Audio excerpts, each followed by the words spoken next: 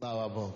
Сейчас это то, что мы ждем. Бог говорит, что наша церковь это миссионерская церковь. Поэтому мы начинаем библейскую школу, чтобы подготовить проповедников, которые будут ездить не просто на Украину, а по Украине, не только в Беларусь, не просто в Россию, но Бог будет посылать с этой церкви миссионеров и проповедников по всему миру. И мы готовимся к этому. Аминь. Поэтому мы начинаем нашу первую церковь отсюда. Поэтому я не буду следующее воскресенье, потому что я буду в Беларуси тоже. Но вы молитесь за нас. И в понедельника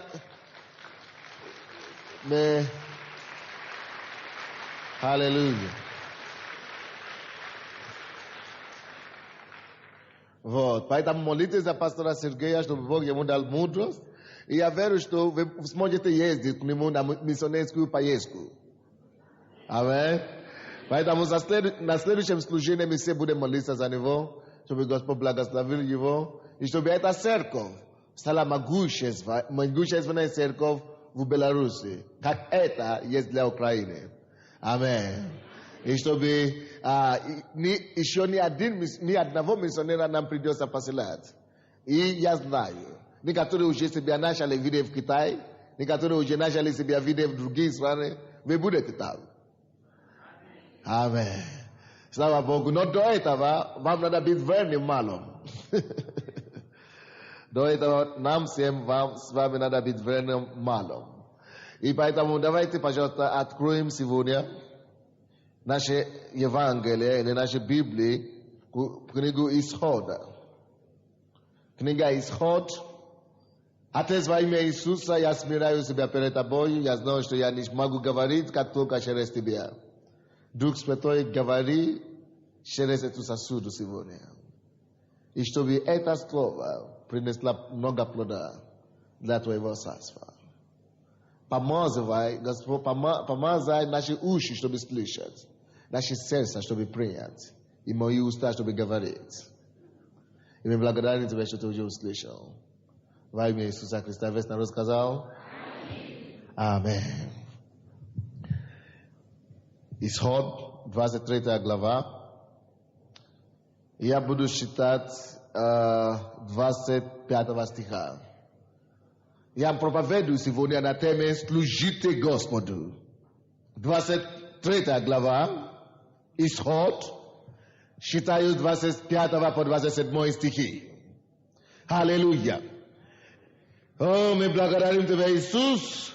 Библия говорит здесь: служите Господу Богу вашему, и Он благословит хлеб твой и воду твою, и отвращу, это уже цитат от Бога, и отвращу от вас болезни. Не будет преждевременных, или не будет преждевременно рождающих и бесплодных в земле твоей. Число дней твоих сделаю полным. Ужас мой пошлю перед тобой, и в смятение приведу всякий народ, к которому ты придешь. И буду обращать к тебе тел всех врагов твоих. Здесь, в эти 3 стиха, которые я читал, есть 3 определенные благословения, которые Бог приготовил для тех, кто служит Ему. Бог говорит, эти все благословения можно разделить на 3 части. Первая часть благословения – это материальное процветание. Материальное благословение. Может быть, оно не будет сегодня, завтра. Может быть, оно не будет сейчас. Но в конце концов, конечном итоге, если вы служите Господу, вы будете благословлены материально, вы будете просветаться. Даже если вы не хотите этого. Это первая часть благословения, которая идет. Вторая группа благословения, которую Господь нам дает здесь, это благословение со здоровьем, исцеление. Bog говорит, что мы, если мы служим Господу Богу нашему, что Он будет нашим врачом. И третья группа благословения, которую Господь приготовит для нас, в 27 стихе мы видим, победа над нашими врагами. Это три группы благословения, которые Господь гарантирует. Не то, что ахо МММ или как его. Да, не Госраха или как это. Госрах. Это Божий страх, страхование тут. Это тут не государственное страхование, страховая компания. Это небесная страховая компания дает гарантию. И Бог говорит, служите Господу Богу вашему. И у вас будет три определенные благословения. Первая группа. Давайте посмотрим, что входит в первую группу благословения.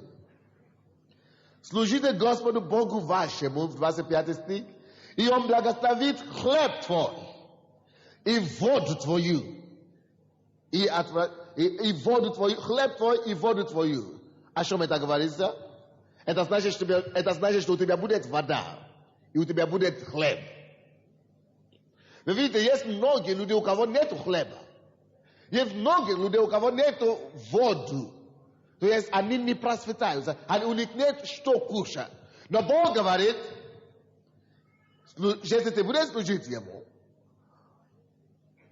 у тебя будет хлеб, и этот хлеб будет благословленный. Если у тебя маленький хлеб, когда Бог начинает благословить твой хлеб, оно становится большим. Если у тебя была какая-то вода, даже если она была не важная, не чистая, не очищенная раньше, когда Господь Бог начинает благословить эту воду, скажите мне, что произойдет. Она станет благословением. Поэтому, когда Бог говорит, я благословлю хлеб твой, и воду твою благословлю, Бог тебе говорит, ты не будешь голодать, я буду твоим обеспечителем. И всякий раз, когда речь идет о воде и о хлебе в Библии, это обозначает материальные счастье, благословение, материальное благословение. Поэтому, может быть, ты живешь в нехватке сейчас. Знаешь, что это временно. Может быть, ты живешь в дефиците сейчас. Будь уверен об одном, что это временно. Может быть, у тебя нет хлеба сейчас. Может быть, у тебя нет воды сейчас. Но что-то произойдет.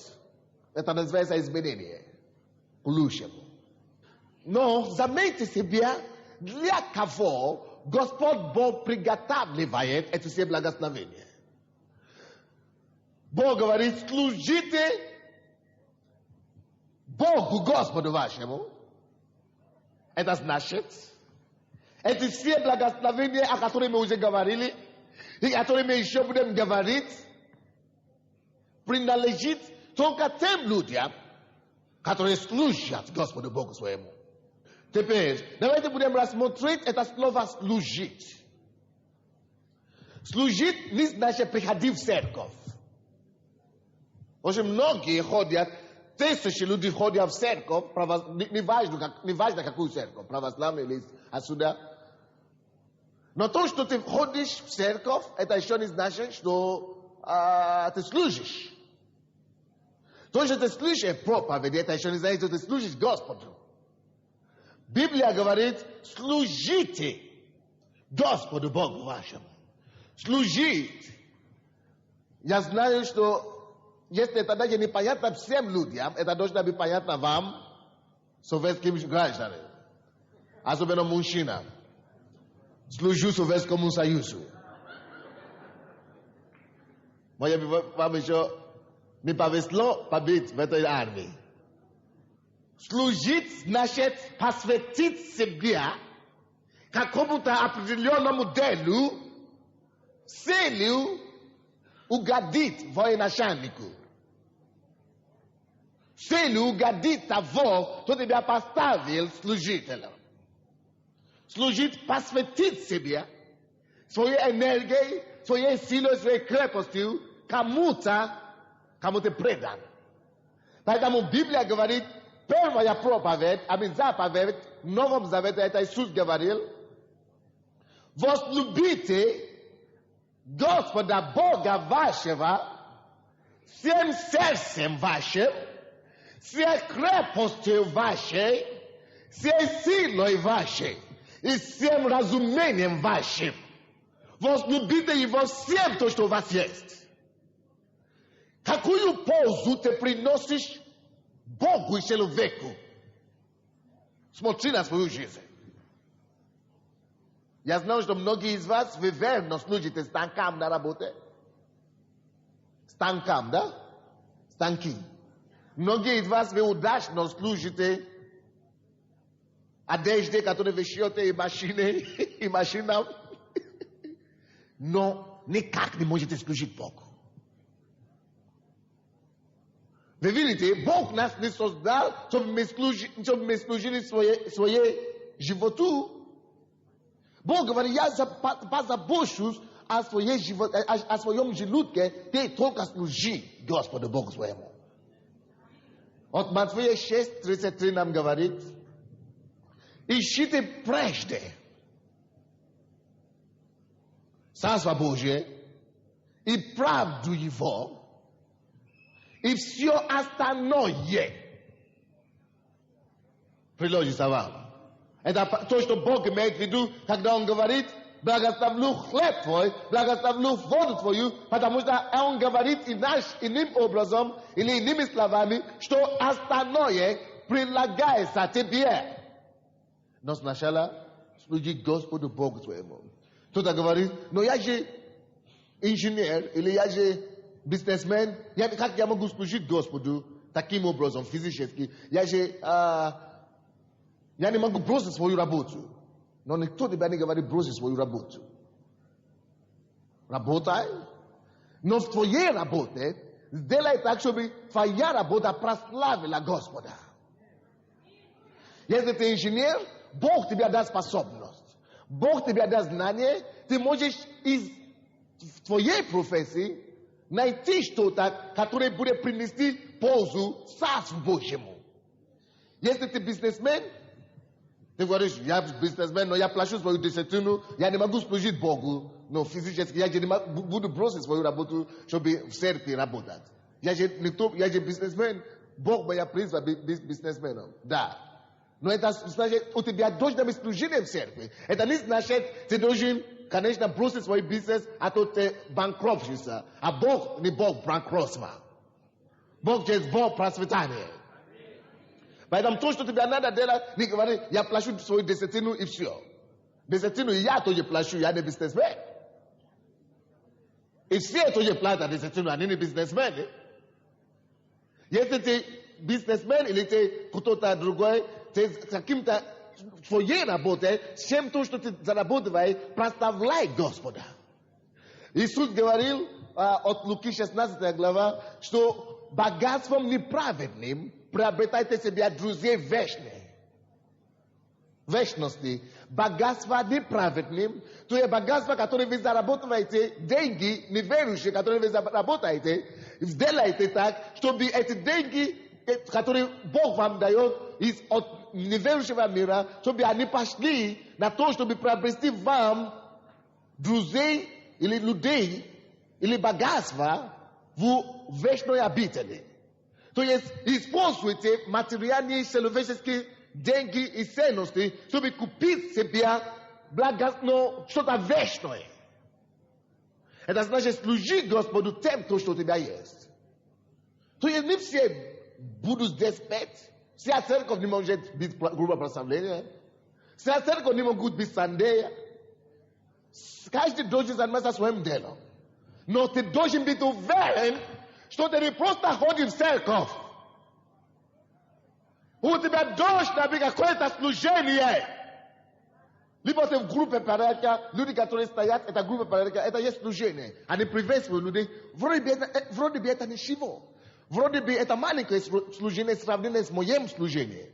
Но я вам скажу, для Бога, что важно? Насколько он верен в этом служении. Este omboshe verin tam grube pariatka shemya propavernika. Até vi ivoni zameshaite tam. Polushi boshe na gradu shemya. Tam na nede. Mas tam bom coisa tu bisu bia slujenie concreto. E bom coisa tu bisu siem sersem bi pasvisionem swoim slujenie. Tu bisu siem krepostil, siem razumenem swoim slujil, tem slujeniem katoron te biadal dayot swoim Gospodu. Amen. Поэтому не важно, какое служение у вас, но важно, каким сердцем вы это делаете, исполняете. Если вы говорите, что мне 80 лет, я пенсионерка, я не могу стоять в группе порядка, я не могу петь в хоре, я не могу петь прославление, тогда вы можете молиться. Все могут молиться. Даже если человек уже не ходит, ты можешь молиться. А у нас есть молитвенная группа здесь. У нас есть все возможности, чтобы вы могли, то, что Бог вам уже дал, то, что вы имеете, то вы могли принести пользу людям и небу этим. Это называется служение. Вот радисты здесь сидят, они носят аппаратуру, подключают это самое. Вы думаете, что мы платим им? Мы не платим никого. Это называется служение. Ибо если ты уже получаешь зарплату за это уже не служение, это работа называется. Hello? Если бы я проповедую здесь, потому что мне платят зарплаты, тогда я не служу Богу, я работаю. Но горе мне, если бы я работаю здесь, вместо чтобы служить. Горе мне. Если бы я здесь, потому что я должен получить деньги. Потому что горе человеку, который надеется на человека. Горе человеку, который получает прибыли от человека вместо от Бога. Поэтому, как бы вы не были малонасчитаны, какой бы у вас не была слабость, какая бы у вас не была мало возможности, я работал с утра до вечера, 7 дней в неделю, но ты можешь найти время и место, чтобы служить Богу при этом. У нас есть разные служения в церкви. Художники, оформители, которые могут оформлять сцены, здесь еще не оформлено, которые, чтобы все выглядели хорошо, это тоже служение в церкви. Группа утверждения, это наставники, которые работают, ухаживают за новообращенные, это тоже служение в церкви. У нас детское служение есть, мы работаем с нашими детьми, и это тоже служение. Очень много служения здесь. У нас... Что еще там у нас? У нас библиотечное служение есть, библиотека. Здесь появилась аудиотека. Здесь у нас тоже есть видеотека, тоже только что появилась. Поэтому то, что вы хотите, выберите себе, что у вас есть. Какая возможность у вас? Подойдите просто к человеку, не ко мне, конечно. А где Саша это? Его нету, да? Не администратор, а из Борисполя. Короче, на втором служении, наверное, будет. Короче, если вы хотите себя найти служение, подойдите к брату Володе. Если вы хотите себя найти какое-то служение, подойдите к нему. У нас есть 24 служения в церкви. 24 разные. Вы найдете себя от одной. Да. Наверное, у него нет списка сейчас, но вы оставляете ваши адреса, и он передаст человеку, который этим занимается. То есть вы можете себя реализовать. Скажите друг другу, ты можешь себя реализовать.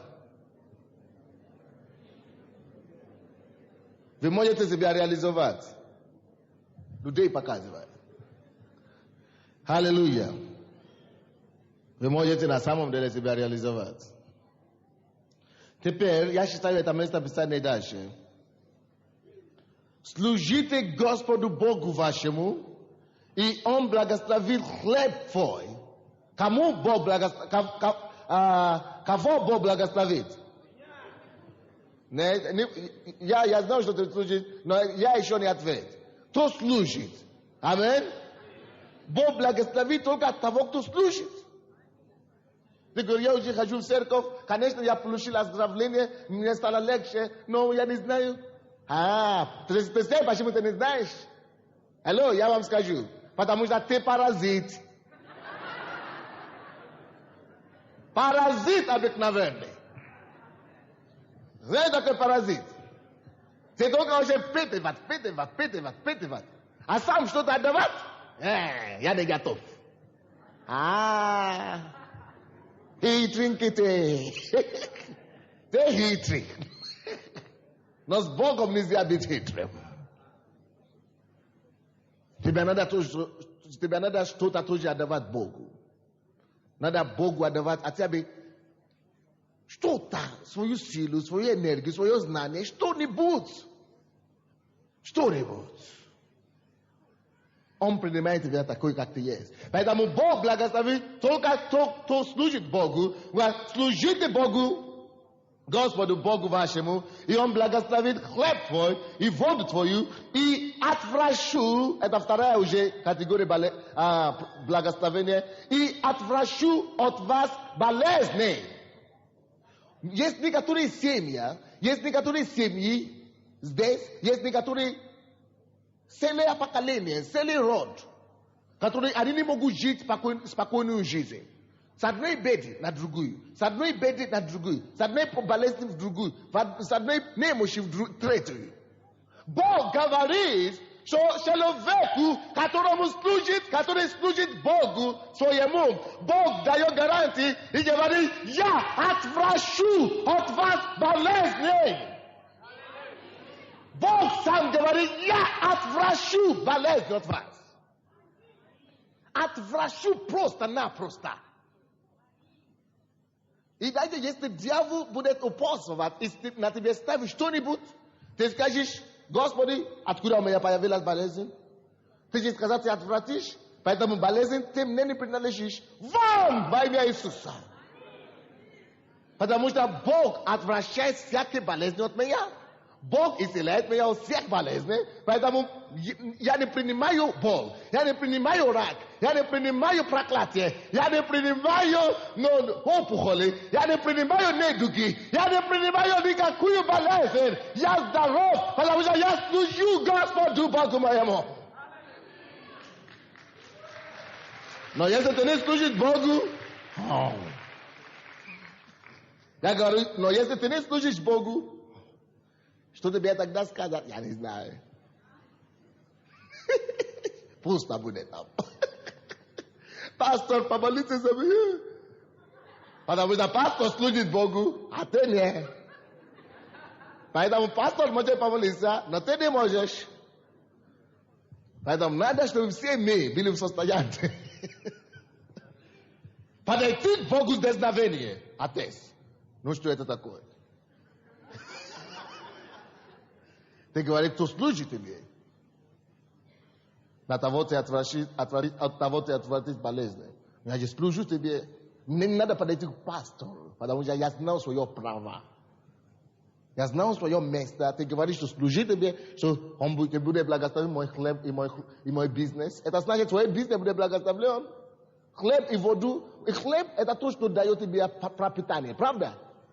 Это работу, которой ты занимаешься, это, если ты стоишь уже 20 лет или 10 лет на одной и той же зарплате, не хватает.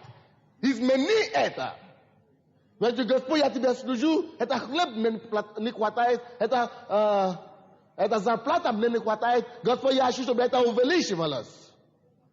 Я хочу, чтобы ты мне дал лучшую работу. Открой мне возможности, потому что ты говоришь, что я благословлю хлеб. Ты имеешь право. Он твой отец. Но представляй. Многие проблемы, которые у верующих есть, вы знаете, почему у них есть эти проблемы? Потому что они еще не пришли к сознанию, что Бог их отец. Но пойми, Он твой отец. Я говорю, Он твой отец.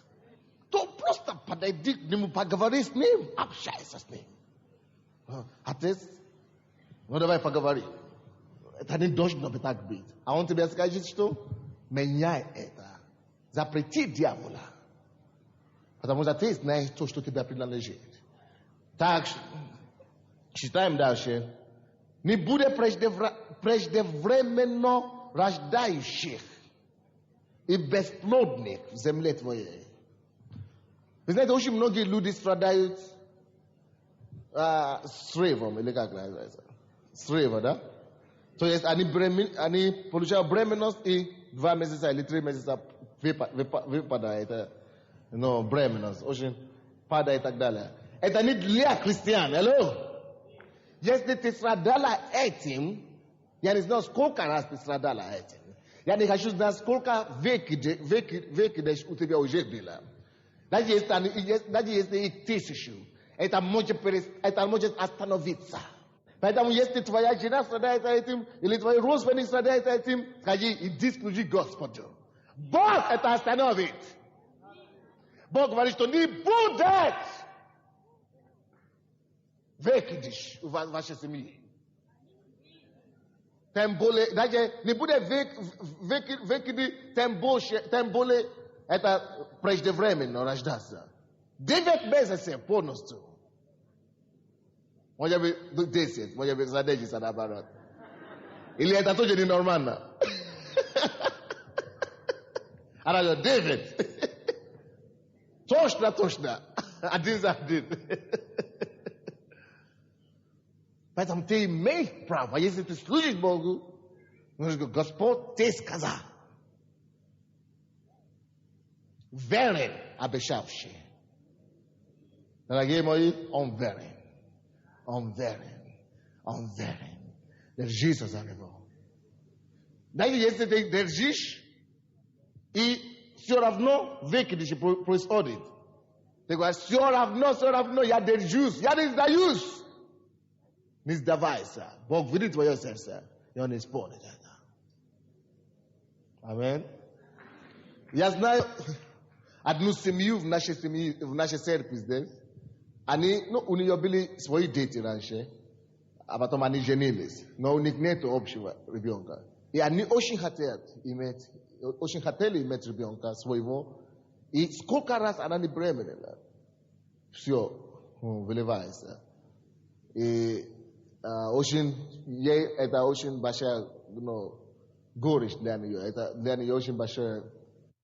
Это веки происходит. Но сейчас она уже беременна, уже 6-й месяц. И Бог держит это.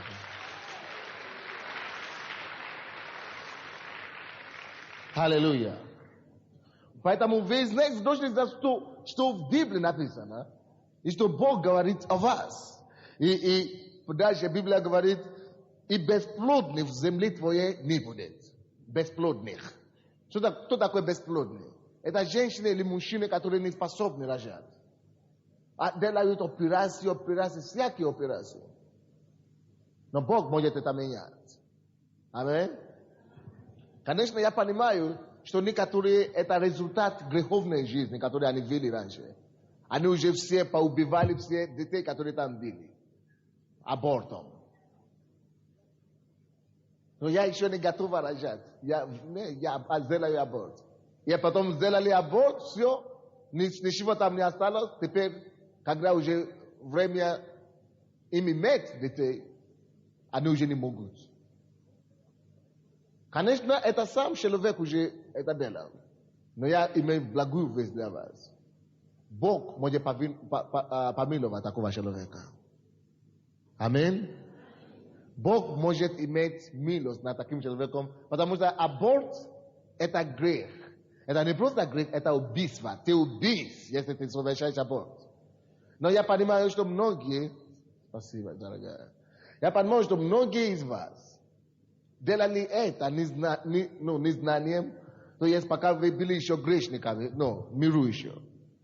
Вы еще не пришли к Богу, вы еще не знали, что это грех и так далее. Поэтому Бог вас простил. Аминь. Поэтому если вы уже пришли к Богу, и после абортов, и вы уже покаялись об этом, то Бог уже вас простил. Аминь. Поэтому не носите бремя осуждения. Но если вы христианин, и вы хотите делать аборт, не дай Бог. Потому что дьявол уже знает теперь, что вы христианин. Он там вас будет ждать. Hello? Он во время аборта, он будет там цепочку построить. Он будет вас ждать. Потому что он хотел вас уничтожить раньше, он не нашел способ. Теперь вы ему не просто даете способ, вы идете на его сеть прямо. А Бог не может вас спасти в это время, потому что он же не будет вас спасти, когда вы будете грешить. Его не будет в это время, потому что ты не можешь говорить, Господи, я пойду делать аборт, поэтому сохрани меня Божий. Аллилуйя. Это то же самое, что вор, идиот, чтобы грабить какую-то квартиру. И говорит: о, Господи, я пойду сейчас воровать. Господи, помоги мне. Аллилуйя. Это тоже глупо, не правда ли? Поэтому, если вы уже христиане, даже если у вас непланированная бременность появилась, даже если она непланированная, доверьте Господу. Что Господь, я верю, что ты Бог исцеляющий меня. Я пойду, я буду рожать, и ты меня благослови во имя Иисуса. Я помню, я был в Кировограде, в городе Кировограде, и одна женщина, маленькая такая девушка, я не знаю, сколько ей было лет, когда она беременна. Короче, она маленькая такая, больная, и у нее большая беременность. И в госпитале сказали ей, что если она пойдет рожать этого ребенка, что она не только умрет, что она умрет, и ребенок тоже умрет. Они делали все диагнозы, все снимки, и выяснили, что ей нельзя рожать. А как раз она пришла к Богу. Она боялась делать аборт, но говорили, что обязательно мы должны прервать. Что это обязательно, что медика не дает гарантии, что врачи не могут дать гарантии. И они пришли, мы помолились за нее. Я говорю ей: а если ребенок умрет, вы бы хотели остаться жить? Она говорит: да. Но они сказали, что мы оба умрем. Говорит, что нет. Мы помолились за нее. И в день рода, да, когда она должна была родиться, врачи сказали, что все уже, что вы сами подписаете что-то, что вы сами ищете. Да, она подписала бумагу, что это я сама, да, расписку подписала. И эта женщина еще жива сегодня. Видите, Бог делает чудо. Поэтому, если у вас неожиданная беременность или что-то подобное, поговорите с Богом, говорит: Господь, я не хочу идти против Тебя, но я верю в Тебя. Даже если у вас нет финансов, вы неожиданно беременность, у вас нет денег, верьте Господу, что Он вам даст все необходимое, и вы увидите, что Он сделает. Аминь. Потому что за повиновение Богу идет благословение. Аллилуйя. Теперь, если вы бесплодны, даже если это в результате греха, что вы уже совершили много абортов, вы можете покаяться в этом. И Бог все еще может вернуть все то, что там было потеряно. Вы просто покаетесь, и Господь сделает все новое. Аллилуйя. А также 7 стих и дальше 26 стих: число дней твоих сделаю полным. Я как-то читал одну газету, и они спрашивали, они брали интервью у самых известных личностей города, страны и мира вообще. Я 2 раза читал такую статью. То, что они спрашивали один вопрос, журналисты: что вы больше всего боитесь в жизни? Что вы больше всего боитесь? И люди сказали, только все говорили об одном: мы больше боимся смерти. Самые богатые люди в этом мире, самые богатые люди на свете, они боятся больше всего смерти. Но тебе не надо бояться смерти, дорогой мой. Библия говорит: число дней твоих сделаю полным. Ты здесь? Число дней твоих сделаю полным, если ты служишь Господу. Вы здесь? Поэтому я знаю, что я не умру в 40 лет. Я знаю, что я не умру в 60 лет. Число дней, стандарт возраст, или для каждого верующего, это 70 лет. Бог вам гарантирует 70 лет, после этого вы можете идти домой отдохнуть. Поэтому я знаю, что у меня не будет меньше 70 лет, потому что я буду молиться, чтобы я никогда не отошел от Бога. I чтобы я никогда не перестал служить Ему, но пока я буду служить Ему, дьявол меня не убьет. Число дней моих будет полное. И у тебя тоже. Но служите Господу Богу вашему. Если у тебя нет служения, иди молись Богу, чтобы Он тебе дал какой-то. Завтра, как раз понедельник, в Славе, пол-седьмого, 7 часов, у нас будет собрание для всех, кто хотят служить Господу. Поэтому вам надо прийти туда, чтобы найти себе какое-то служение. Аллилуйя. Теперь, 27 стих. Ужас мой пошлю перед тобою, и в смущение приведу всякий народ, которому ты придешь, и буду обращать к тебе тел всех врагов твоих. Очень многие люди живут и боятся врагов. О, не скажите, что у меня есть, потому что у меня соседи колдуны. Я не хочу никого сказать, что я беременная, потому что наши бабушка, дедушка дома, они, свекрови, они все опасные. Не надо сказать, что вы боитесь, боятся врага. Дорогие мои, вам не надо бояться никого. Первое послание Иоанна, 4:4, говорит, дети, вы от Бога.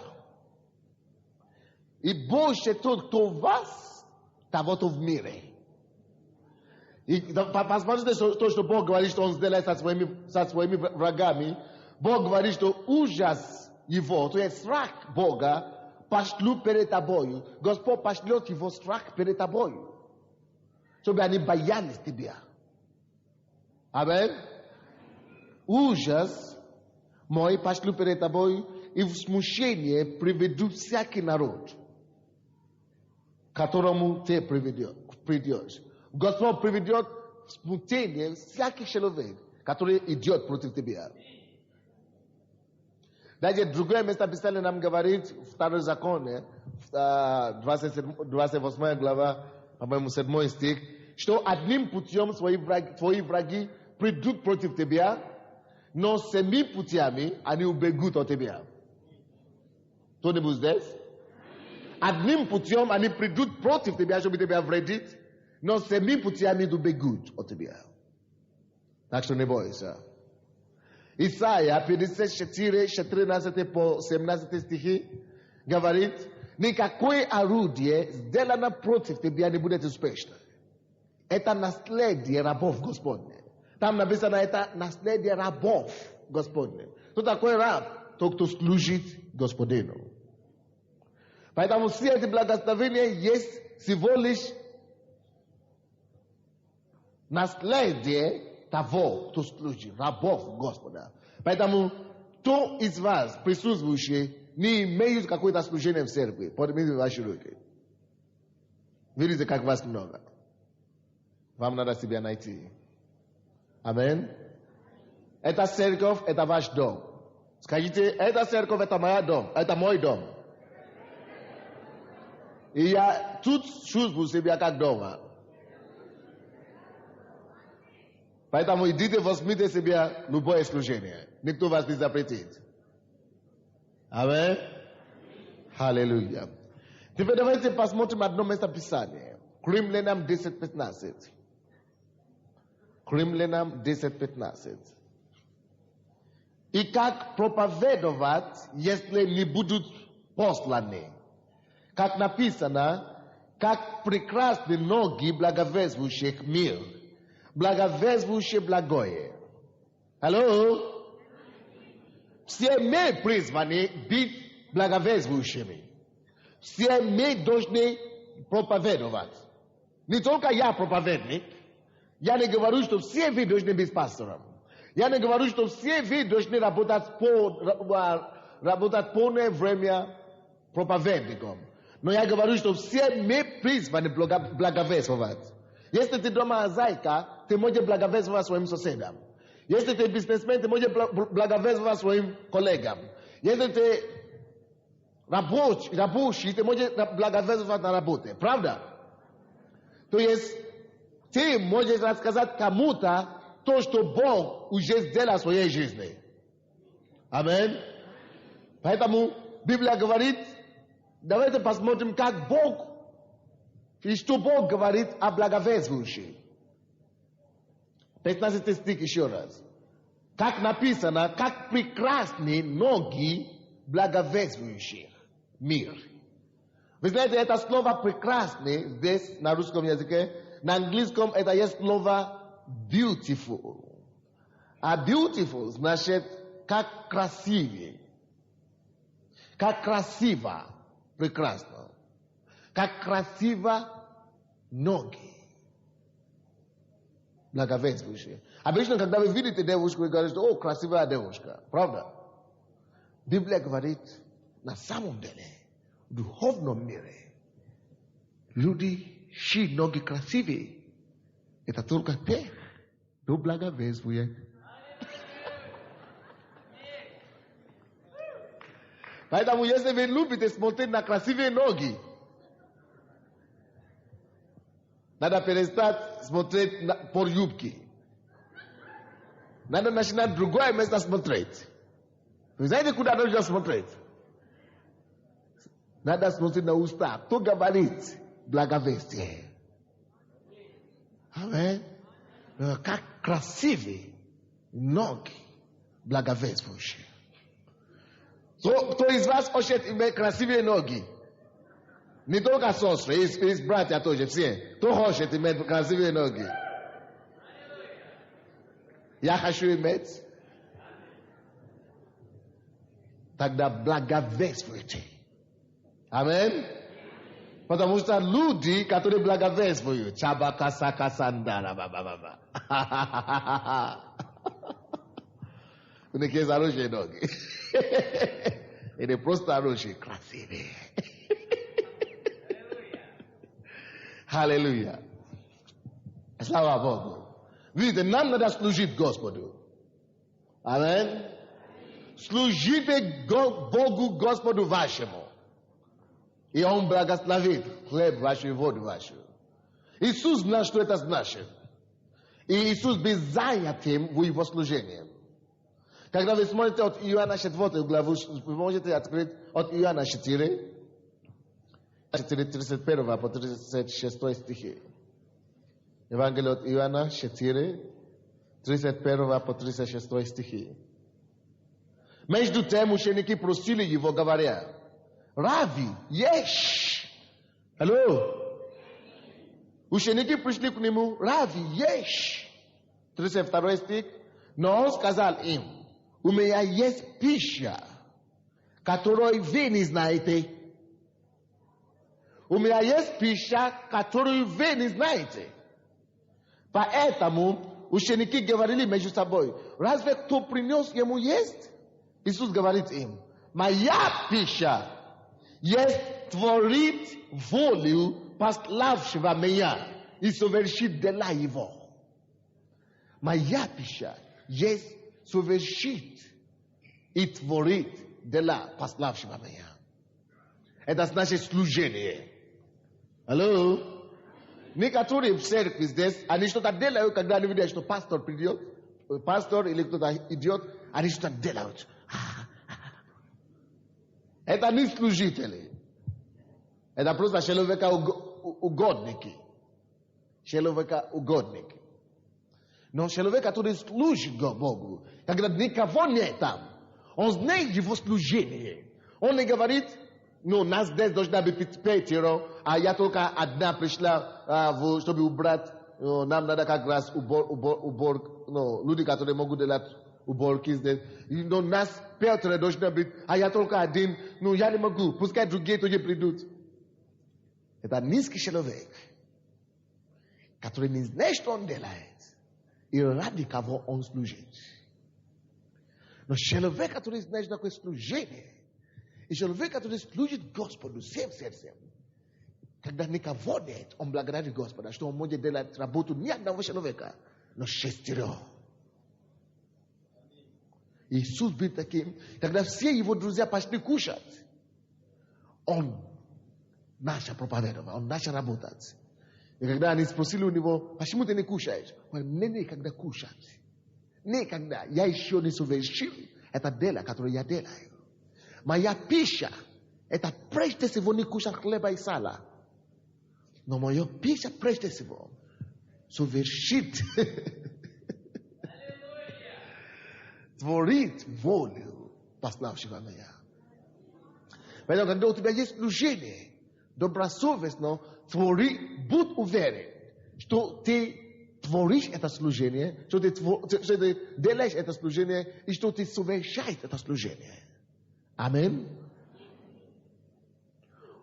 Пускай никто тебя не заметил, пускай никто тебя не видел, но есть кто-то, который там наверху и видит все то, что ты делаешь. Аминь. И поэтому, когда Иисус говорил это, Он начал говорить ученикам своим: не говорите ли вы, что еще 4 месяца и начнут жатва? А я говорю вам, возведите глаза ваши и посмотрите на нивы, как они побелели и поспели к жатве.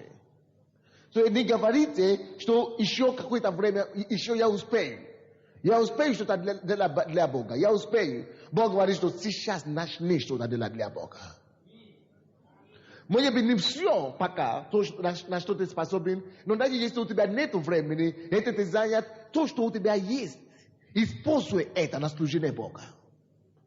Если у тебя есть машина, спрашивай у людей, кого нужно отвезти туда или куда-то привезти. Служи Господу своей машиной. Если у тебя есть камера или что-то так, говорю, кому надо что-то делать, служи Богу. Твори волю пославшего тебя. Не говори, что завтра будет время.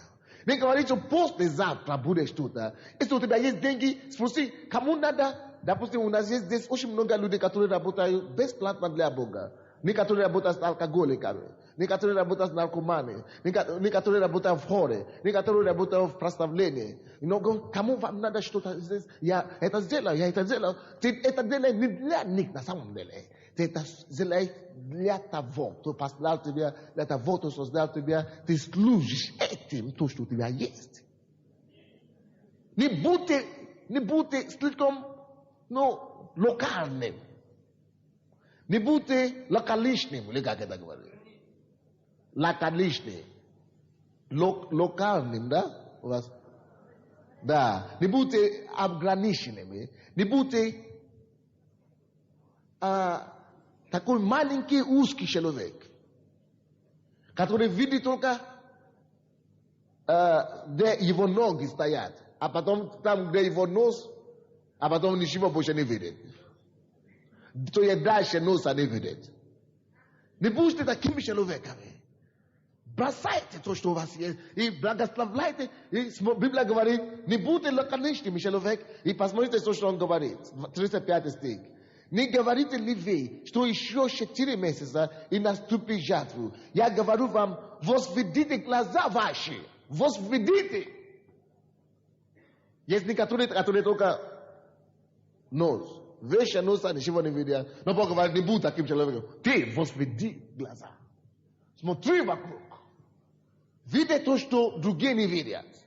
И ищи, что я могу делать в этой ситуации. Что я могу делать в этом положении. Что я могу делать то, чтобы менять что-то. Что я могу делать то, чтобы улучшить что-то. Есть некоторые, которые делают наоборот. Они только ищут кого ругать. Но не будь таким человеком. Будь занятым делом пославшего тебя. Будь как Иисус. Ищи что-то делать. Потому что ты знаешь, что там скрывается твое благословение. Там, в этом служении, скрывается твое благополучие. Библия говорит, служите Господу Богу вашему. И я благословлю хлеб ваш и воду вашу. Не будет преждевременно раздающий. И так далее, и так далее, и так далее. Но ты должен служить. Не иди себя служение. Будь активным здесь. Мы не ограничены, мы не какие-то здесь скованные люди. Я стесняюсь. Нет, ты дома у себя. Не будь таким трепещущим верующим. вдъхновени верующим. Иди на места. Поступай, как у себя дома. И, дорогие, разбудите, кто спит рядом с вами. Разбудите. Проснись! Тебя надо это слышать. Разбудите рядом стоящий. Смотри на соседа, спит ли он или нет. Смотрите на соседа, не спишь? Они проснулись? Слава Богу, да? 36 стих здесь говорит нам: ждущий получает награду. Алло. Видите, Бог не требует от нас, чтобы мы просто работали как лошади. А потом перестали только, когда уже силы не хватает. А потом тебя охраняют так, без награды. Нет. Ты не лошадь. Ты есть дитё живого Бога. И когда ты делаешь что-то для Бога, когда ты слушаешь Его, знай, что Он тебе даст зарплату за это. Он тебе даст награду за это. Я не говорю, ищи зарплату от меня. У меня ее просто нет.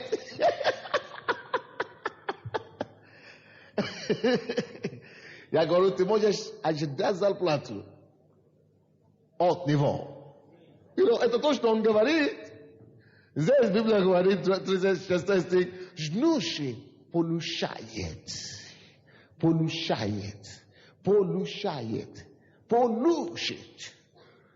награду.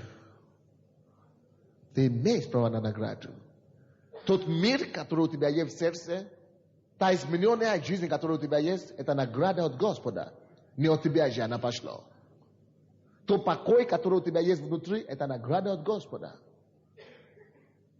То благословение, которое у тебя есть, в котором ты пребываешь, это награда от Бога. Аминь.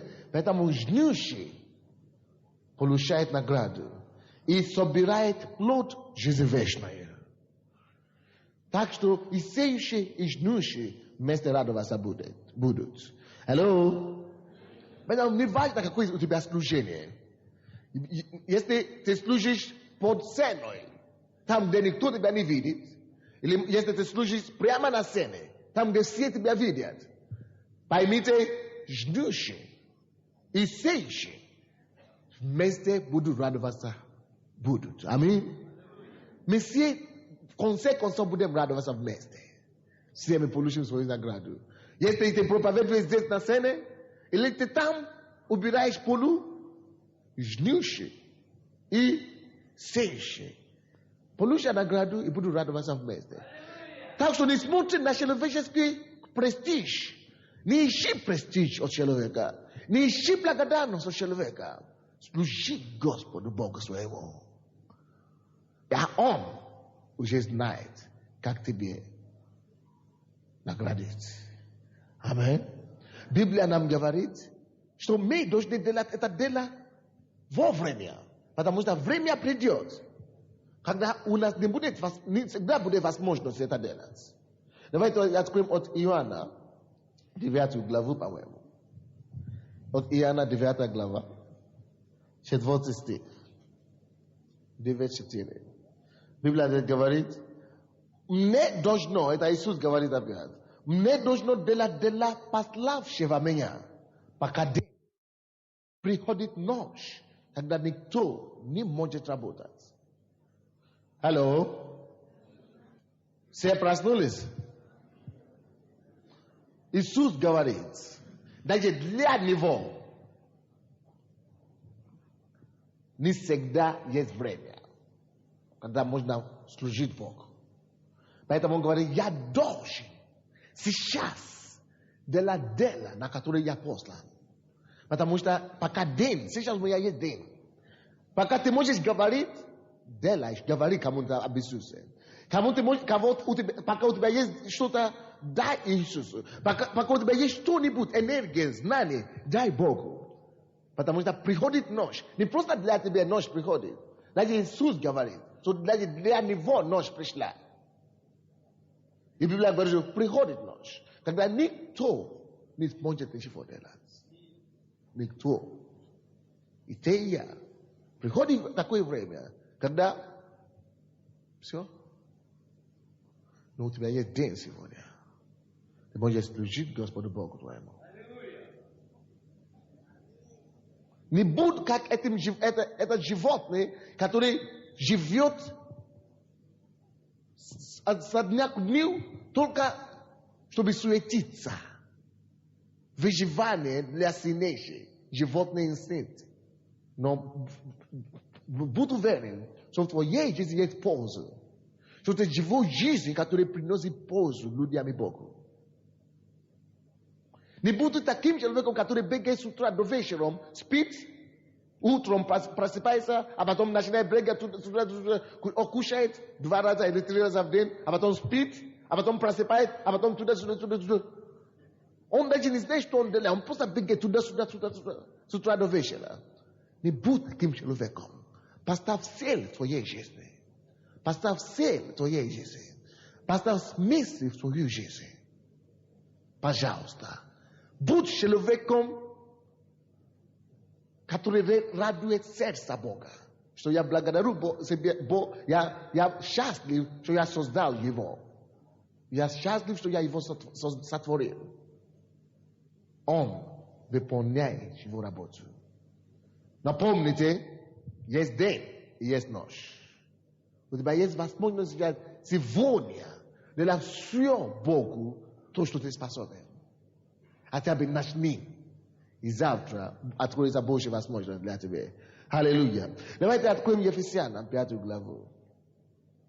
Есть что-то там интересное. Ефесянам 5, 15-16 стихи. Ефесянам 5, 15-16 стихи. Ефесянам 5, 15-16 стихи. Здесь Библия говорит, итак, смотрите, поступайте осторожно, не как неразумные, но как мудрые, дорожа времени, потому что дни лукавые. Теперь, что Библия имеет в виду, когда он говорит нам, чтобы мы смотрели? Алло? В твоей жизни будь наблюдательным, будь осмотрительным за собой. Смотрите за собой. Смотрите на свою жизнь, как ты живешь. Смотри. Какая у тебя жизнь сейчас, смотри. И Бог говорит, смотрите, поступайте осторожно.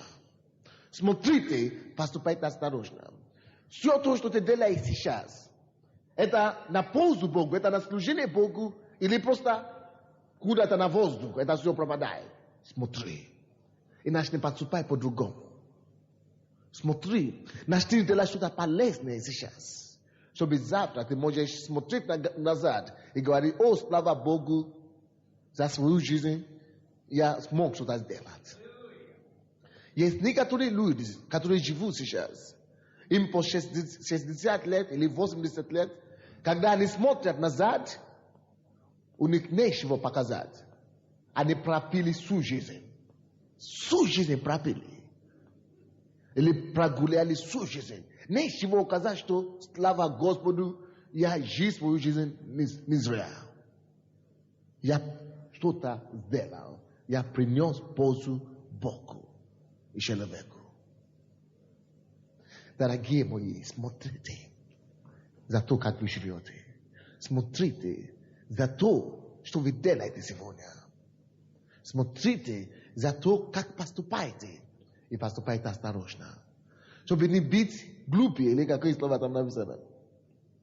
Да, чтобы не быть неразумнее, но чтобы быть разумнее. Теперь, может быть, вы не знаете, что такое разумный, о котором речь идет здесь. Разумный человек, это который делает, вы слушаете меня, правильную вещь, правильное время.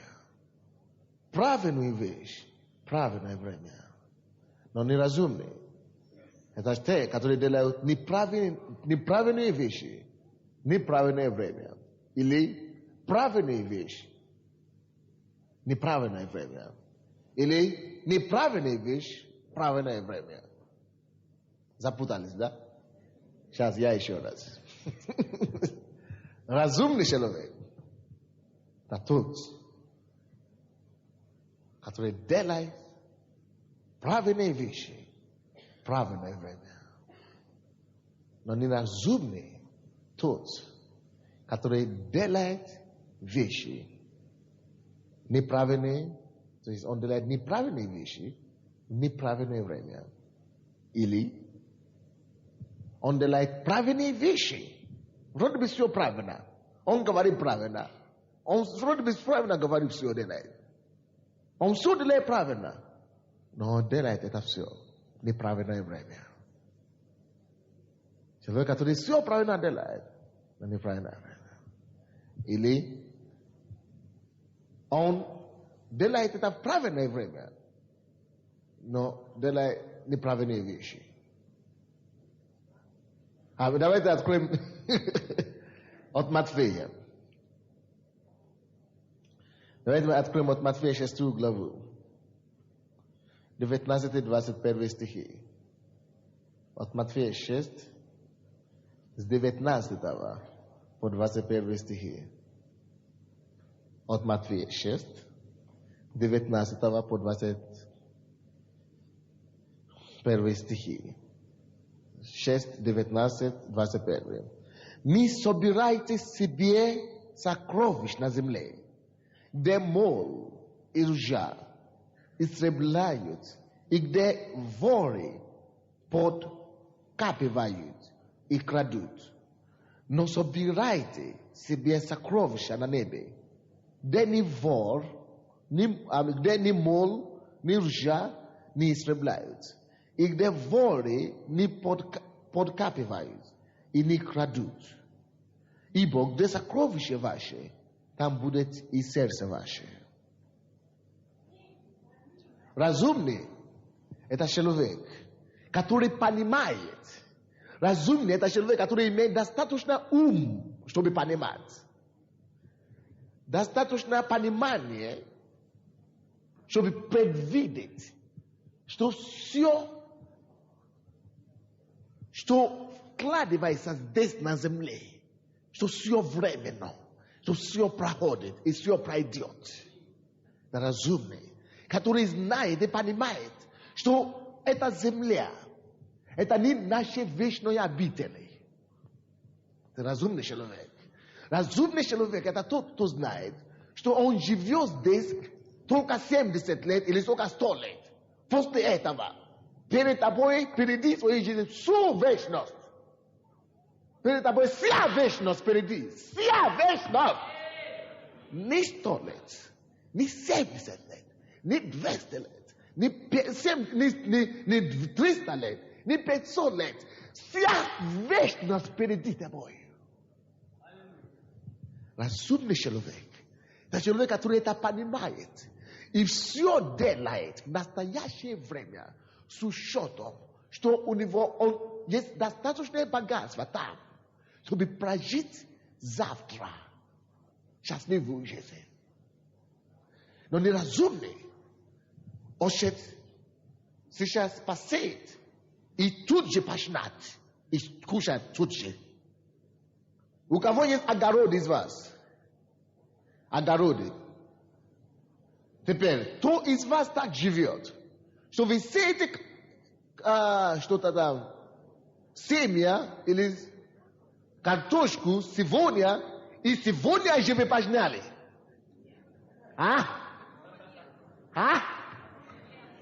Такого нет, да? Серьезно? Это неразумный человек. Так думает, что такое есть. Таким же образом в жизни многие так из вас так живут. В жизни. Вы работаете и трудитесь только чтобы здесь, временно на земле, у вас все было хорошо. Ну а потом что? Умру. Ну а потом что? Ад. Некоторые из нас, все то, что мы делаем, это только для сегодняшнего дня. Мы забиваем думать о завтра. Некоторые говорят, я работал для своих детей, для своих внуков. Хорошо. Это о сегодняшний день. Но завтра, что будет с твоей душой? Где ты будешь? Иисус говорит нам всем, чтобы мы были мудрыми. Кто из вас знает, что Иисус мудрый? Иисус говорит, Иисус не против того, чтобы вы работали. Работайте, но вашей работой прославляйте кого? Бога. Если вы заработаете деньги сейчас, не храните это просто для своего желудка. Благословляйте Бога этими деньгами, прославляйте Его. Храните некоторые из всего, то, что у вас есть сейчас, в небесной банк. Вы знаете, что все мы должны давать Богу десятину. Это хорошо. Не только денежные десятины. Мы должны давать десятины Богу из наших знаний, потому что Бог говорит всем сердцем, всем знанием, всем разумением. Мы должны давать Богу десятину из всего, то, что у нас есть, не просто деньги. Если у тебя есть, у нас есть какая-то сила, дай Богу 10 часть. У тебя есть время, дай Богу 10 часть. Не 100 часть, 90 для тебя, но 10 часть. Это хорошая десятина будет. Аминь. Вот, и Иисус говорит нам, что не собирайте себе сокровищ на земле, где мол и ржа истребляют. Вы видите, если ты соберешь их, может быть не сегодня, может быть не завтра, но послезавтра, или послезавтра, что-то будет с ними. Ржа придет, мол придет и истребит все то, что ты заработал свою жизнь. Кто жил во времена просоветское, это время, в советские времена. И, хорошо, я вижу, я знаю, что вы все жили. Теперь, теперь у кого были деньги в сберегательной кассе в это время? Все, да? Хорошо. Теперь,